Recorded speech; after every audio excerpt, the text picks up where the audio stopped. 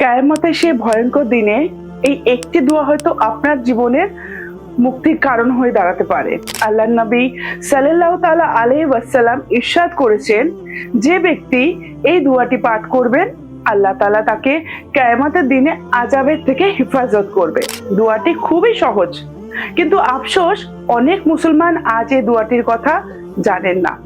দোয়াটি শোনার আগে এই ভিডিওটা অন্তত একজন মানুষের কাছে শেয়ার করে দেবার চেষ্টা করবেন, কারণ হাদিসে এসেছে আল্লাহ সেই ব্যক্তির চেহারা উজ্জ্বল করে দেন যে ব্যক্তি তার কথা শুনে অন্যের কাছে পৌঁছে দেন। দোয়াটি হলো, আল্লাহুম্মা সাল্লি আলা সাইয়্যিদিনা মুহাম্মদ ওয়া আলা আলি সাইয়্যিদিনা মুহাম্মদ, আল্লাহুম্মা কিন্নি আজাবাকা ওয়া ওমা তাবা আসু ইবাদাক।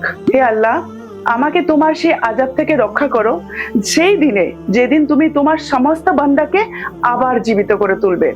এই দোয়াটি নবী করিম সাল্লাল্লাহু তাআলা আলাইহি ওয়াসাল্লাম ফজর নামাজে পরে পড়তেন। এই দোয়াটি আপনার কোনো প্রিয়জনের কাছে শেয়ার করবেন, হয়তো আজ তার এই দোয়ার সবথেকে বেশি প্রয়োজন।